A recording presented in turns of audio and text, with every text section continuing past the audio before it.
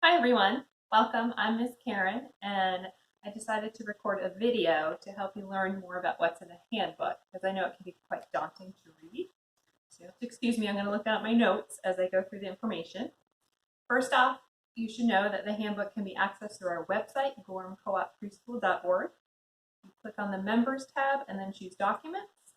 You will be asked for a user ID, which is capital G, capital C, capital P, and then the password is capital G and then lowercase cp123.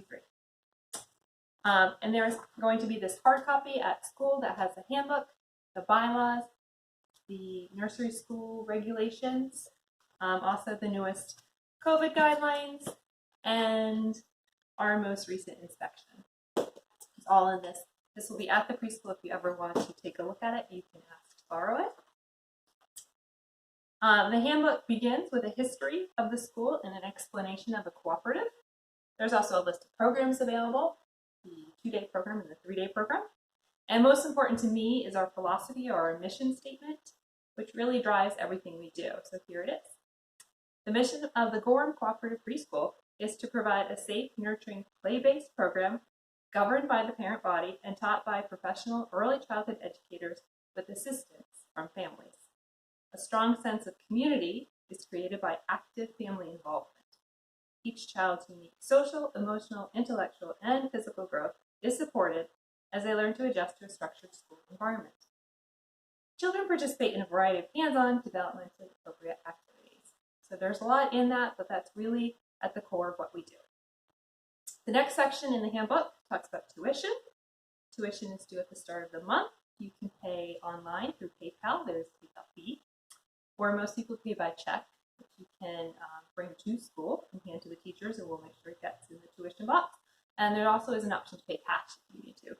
There is a 10-day grace period, and then after that there'll be late fees. If you ever experience financial hardship, let us know. We try to make accommodations as needed, whether that means delaying payment or even possibly a scholarship. The next section in the handbook is all about how the school is governed. As a nonprofit, there really isn't an owner of the school. Instead, the school has a document called the bylaws. The bylaws can also be found on Gorham Co-op Preschool in that member section under documents. Here, at some point, you probably should look through it. The bylaws lay out the rules and policy for running the school. Members and staff work together to keep the school running in a way that honors the mission statement, which I just read, and keeps the school financially solvent. Our members, of course, are the families who are currently enrolled, children enrolled in the school, which is all of you. All members should attend 3 parent meetings, one in September, coming right up, one in February, and one in April. Members who have volunteered to be on the board also meet monthly, and those minutes from those meetings are distributed to all members via email so that you can stay informed about meetings. Members who don't serve on a board are assigned a committee. This year we'll have 3 committees: a cleaning committee, a maintenance committee, and then a fundraising committee. And the fundraising committee will also do their own marketing for fundraisers and possibly be involved with community events if we're able to hold those. Even though there is a fundraising committee and those families organize the fundraisers, all members are expected to participate and help schools meet our fundraising goals. Fundraising really keeps tuition affordable and the quality of our programs high. So we appreciate everyone's participation. Both the handbook and the bylaws spell out specifically what members are expected to do. So there's a long list of 13 things that every member is expected to do. At some point in the spring, you'll be participating in an executive board election. Actually, you'll be participating one in September. So we have a couple board members that still need to be voted in. You'll sign, and this was done in the enrollment packet, confidentiality agreement, criminal conviction disclosure statement, and a child protective services form that helps us ensure that you can be a safe parent helper. You'll participate as a parent helper on your assigned days. You'll attend those parent meetings I just talked about. You'll hold a minimum of 1 position either on the board or on a committee. You'll provide transportation to and from school and field trips. The school never provides transportation except in an emergency. You'll participate in all official school fundraisers. You'll satisfy all your financial responsibilities, in other words, you'll pay your tuition. You'll provide up-to-date immunization records, is required by the state, and you'll conduct yourself in a professional and rational manner at all times while on property and while attending school functions. You should be familiar with the bylaws and the handbook. You should voice any concerns to the board members and to the teachers, and you should be familiar with our emergency procedures. So that is what's required. And there's a nice list in the handbook and the bylaws. The next section in the handbook is all about committees. I'm sorry, not committees, communication. As you have noticed, we primarily use email, but we also use Shutterfly, Seesaw, and Sign Up Genius, and occasionally we even mail something. Always let us know any changes to your phone number, your address, your email address. And we do sometimes call you if your child is absent and we haven't heard from you, we'll give you a call. If your child isn't feeling well, we'll give you a call. But we primarily use email. If you ever want us to call you, it's probably best to email us and say, hey, would you mind giving me a call? Also, let teachers know if someone other than the usual person will be picking up your child. We do keep a list of who is allowed to pick up your child, but a heads up is helpful. And you can always add to that list. That way we know who to expect. And try to give us, again, a heads up if your child's going to be absent. Otherwise, we'll be calling you, asking you where they are. If we need to close, we'll send a message through email. And for snow days, we usually follow the Gorham School District. We might have to make our own decisions on Fridays because they won't be open. But otherwise, we'll be following the Gorham School District for snow days. Feel free to reach out to teachers anytime you have any concerns or questions, or we can chat during the fall and spring parent conferences. Next, there is a section in the handbook all about our classroom and our curriculum. There's a great explanation of our play-based hands-on approach and a chart describing the various areas in the classroom. There's a daily schedule that outlines all the different parts of our morning from arrival to dismissal. We follow a very consistent routine so students know what to expect.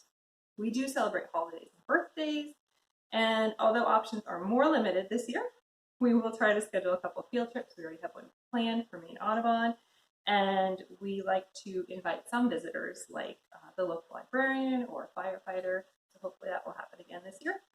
We really want your child to have a great experience being part of the co-op. One thing we can't do is promise your child will stay clean. We paint, we use glue, we crawl around outside, so dress your child in comfortable clothes. We'll be playing outside, even sometimes in the rain. And when the weather is cold enough for snow gear, we'll supply a bag for your child's snow gear. In the meantime, send your child to school with some kind of bag or backpack. So if there were things to be taken home, we have a place to put them. But don't bring toys from home except for a comfort item if that's needed, like a little teddy bear or a blanket is okay. The handbook also has some information about our playground rules, school photos, and scholastic workbooks. If you're wondering about being a parent helper, there's a whole section in the handbook all about being a parent helper. Class coordinators set up the helper schedule using Shutterfly, and there will be a parent helper cheat sheet hanging up in the white cabinets above the kitchen sink. On your parent helper day, it's important to remember to bring a fruit or a veggie to share with classmates, a roll of paper towels to keep our stock up, and then finally have your child choose an item from home to place in our share bag and show their friends during oval time. The next section in the book is about child guidance, and it's quite long. There's a great list of guidance strategies that we use. We always use positive guidance and tailor our approach depending on the child and the circumstances, so we don't have a one-size-fits-all. We do have a cozy alone space where children can choose to go when upset or when a student needs some time to calm down. We use that space and we follow our cooling down protocol, which is also outlined in the handbook. We ask you to remember that we are an inclusive community. We welcome and support all families. Some children have more challenges than others. We strive to offer the level of support each child needs. Sometimes that means we ask for assistance from Child Developmental Services. Other times it means we implement our behavior and discipline plan, which is fully outlined in this section of the handbook. Please be understanding of families that have children that are struggling. And if your child struggles, remember that our goal is to keep everyone safe and teach everyone the skills they need to be a successful member of a group. Expulsion is really only used as a last resort. We really want to try to support everyone. We ask you, the next section is the health and safety policies, and it's also quite long. We outline all the ways we keep students safe, including emergency procedures, supervision, dismissal protocols, fire drills, and more. This section also talks about accident procedures. We document every accident, even a little paper cut. Basically, anytime we give out a Band-Aid or use an ice pack, we're going to write it down, and we always communicate with you at some point, either verbally or in writing, about the incident. We do need written permission to dispense any kind of medication or even lotions to your child. We can get you that permission form if it's ever needed. We have always had rules about keeping your child home when sick. All those rules are still in place and they're in the handbook. Basically, your child should stay home until they're symptom-free for at least 24 hours. We are usually tolerant of minor cold symptoms, but this year we will defer to the COVID health screening questions to determine if your child should attend school. The health and safety section also talks about abuse and neglect. Teachers are mandated reporters, so we'll make a report if we see evidence that a child may be experiencing abuse and neglect. And of course, staff and members are expected to treat everyone with respect. No abuse or sexual misconduct is tolerated, and any reports will be investigated. Even though parent helpers complete a Child Protective Service background check, we never leave them alone with students. GCP staff, including substitutes, have a more rigorous background check. If families have concerns that the school is ever in violation of licensing rules, there is contact information right in the handbook about how to contact state licensing to report a violation. Finally, in this section, there's some advice about parking, which can be kind of tight right in front of the school. Whatever you do, please don't leave young children unattended in your car. There is another whole section devoted just to allergies and snacks. We separated that from our health policies. In years past, we've had to create very thorough policies to increase safety because allergies can be a huge safety concern. We still follow these policies, which are outlined in this section. Basically, any allergen that could be life-threatening is not allowed at the preschool. We do not serve any food to a child with allergies until the family has reviewed the ingredients and initialed their approval. This year, we are not allowing peanuts, tree nuts, including tree oils, and strawberries. And there are signs at the school to remind you. We will let you know if there's a child in your class with allergies so that we can help you arrange a birthday treat. If desired, around the time of your child's birthday, you can bring in a treat. Basically, be prepared with an ingredient list that can be reviewed, and teachers will make sure that list is shown to the allergy families. For the most part, don't bring food to school, other than that fruit or veggie that you're going to bring on your parent helper day, and make sure the fruit isn't strawberries. We supply the dry snacks like the crackers and the pretzels. And it's really best if your fruit or veggie needs to be cut that you do it at school. We have cutting boards and knives available. We have added a whole brand new section to the handbook this year, which is the COVID-19 safety protocols. These are the protocols that have already been distributed to all members, and hopefully you reviewed them. If not, they're at the end of the handbook now. They're all based on the mandated state guidelines, and they're tailored to the needs of our particular school. Some standard prevention practices that you're all probably familiar with now are not really compatible with young children's developmental needs and skills, and therefore they aren't part of our guidelines or the state guidelines for young children. So for example, we are not going to keep children 6 feet apart, although they will be spread out at multiple tables for snack time. So there will be some distance between students at snack, but otherwise we aren't going to force them to be separate, and they will still gather together for story time and oval time. We're also letting them share supplies, at least some of the supplies, so they can build a block tower together, or they can serve each other pretend pizza. We have removed our sensory bin. That's that bin that we put rice or beans or sand. But there is a sandbox outside. There will also be a water table outside, and we'll put bubbles in it so it'll almost be like a chance to wash hands. And we'll be closely monitoring for items that need to be sanitized. We are going to change some routines and games so that we aren't encouraging hand-holding and other close contact. But children this age, they need hugs, and they want to snuggle with their friends, and that's going to be allowed. We'll be doing lots of hand washing and using sanitizer when hand washing isn't practical, like when we're outside. And we will be wearing masks. I'm not right now because I'm at home. But all adults, children in the 3-day program, and all children over 4 must wear a mask except when eating. So if you bring an older sibling on your parent helper day, they will need to wear a mask. But if you bring a younger sibling, like 2 or 3, they don't necessarily have to wear a mask. We have set up 2 space breaks, that's what we're going to call them, outside for students who want a break from wearing their mask.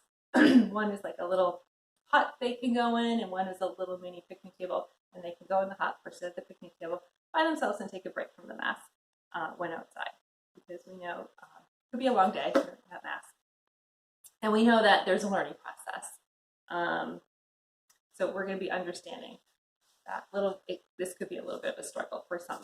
But we have heard from other providers that kids are actually really adaptable and have been doing quite well with the mask.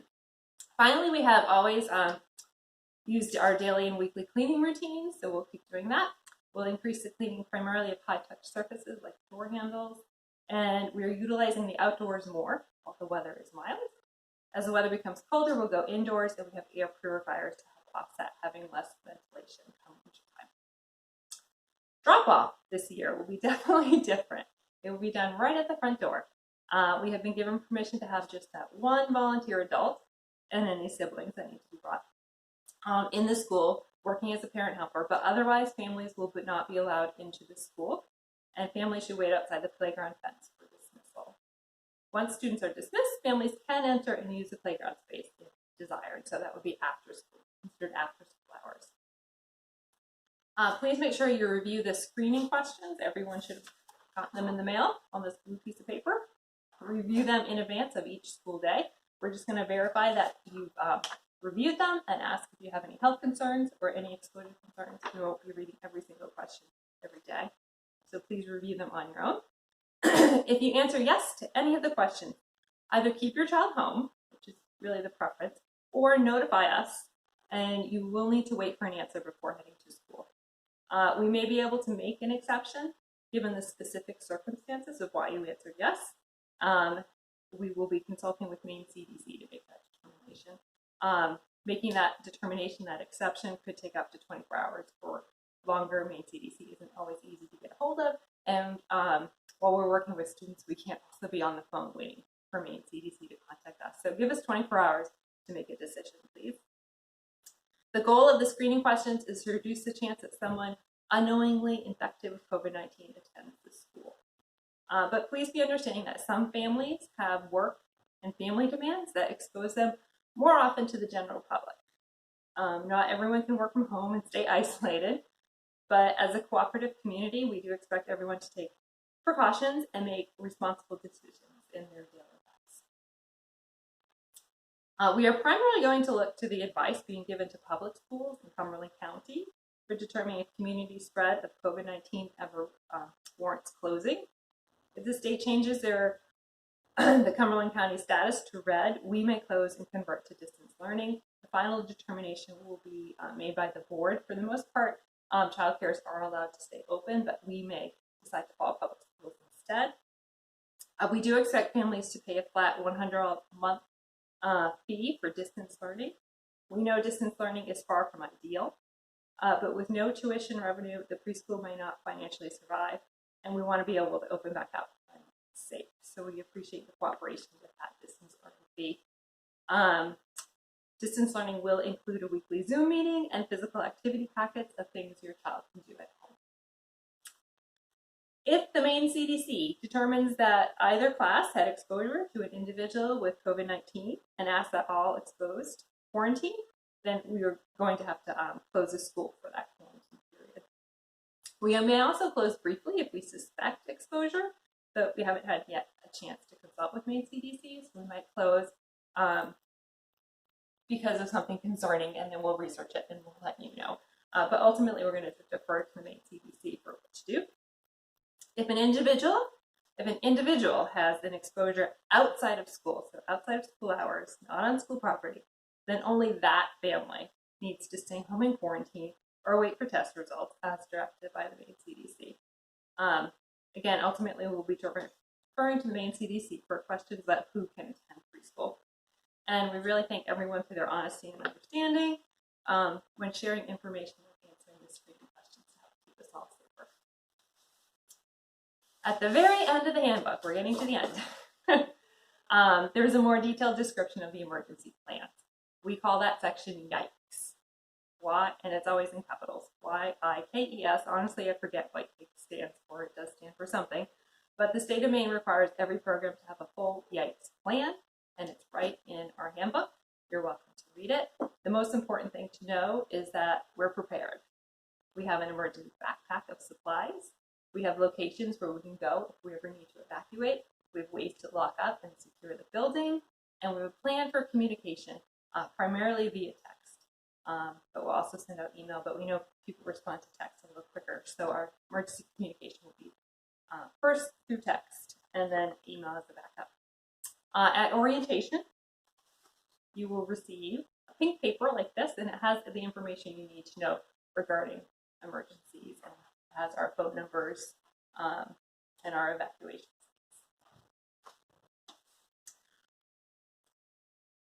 I hope this review has been helpful. I know the handbook can be daunting to read, but it's full of important information, and having everyone familiar with the information will make for a smoother school year. The weekly email that's sent by teachers on Sundays is also full of good information, so please be sure to read those as well. And I look forward to helping your child grow, thrive, and have fun. See you at school.